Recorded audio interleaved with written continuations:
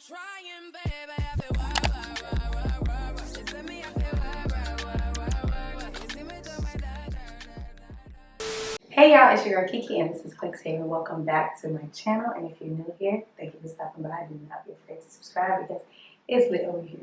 I want to first thank y'all for helping me get to 200 subscribers. I'm very thankful and appreciative to all of you who decided to hit the subscribe button. And if you haven't, let me give you a moment to go ahead and do me a favor and hit that subscribe button. I'll wait. Alright, let's get right into the video. Today's video, we are going to be talking about some lessons I've learned from the time where I combed out my locks and started the set that I have here. So if you haven't watched that video, I'm going to go ahead and pin it at the top so you can see the story behind why I decided to comb out my locks and what made me start them over. But the things that I learned, it was like maybe about 6 or 7 things that I learned.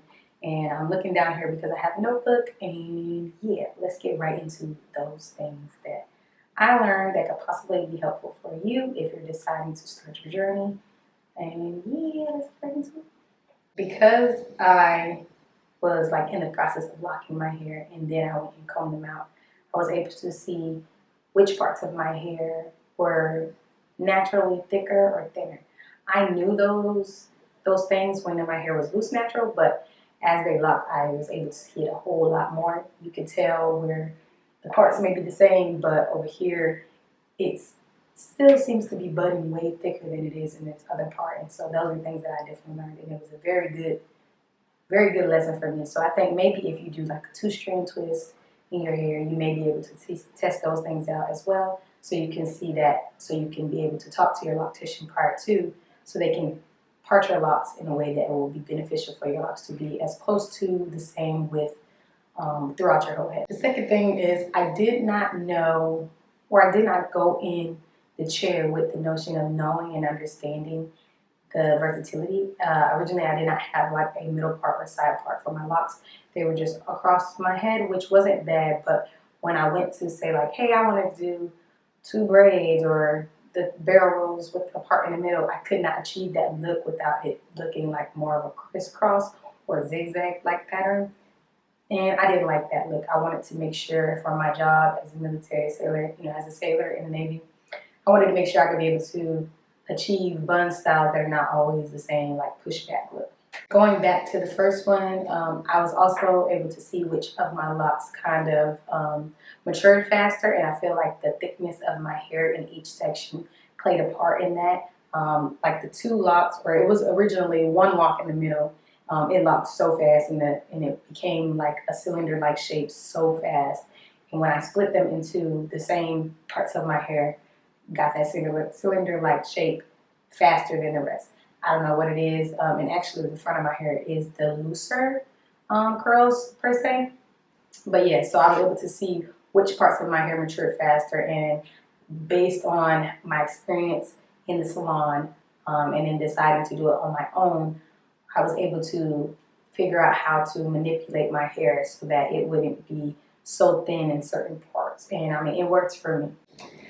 I learned a lesson that could be for any journey in life, and I pretty much learned that maybe I should take a step back and think of things that could possibly go wrong. Although I don't feel like anything went wrong with my last set of locks, but think of the pros, the cons, the good, the bad, things that could go wrong, things that could go right, and not go into anything blindly. I kind of just was like, I really want to get locks. Let's go ahead and get started. It's been a while. I've been thinking about it, so let's just do it.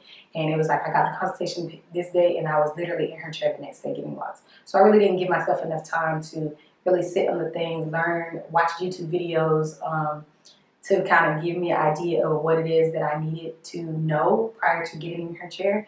I pretty much just let her run and do her thing, which she did. Kudos to her. She is a very good loctician. It's just I lacked knowledge, and I wasn't able to tell her what it is that I wanted to do. And those are the lessons that I learned from that. I learned after I combed it all out and I looked at myself in the mirror with my hair out. And this is the point I could have said, you know what? The lace front starting to pop off, feeding these knotless braids and all these different styles that I wasn't able to do because I had previously cut my hair.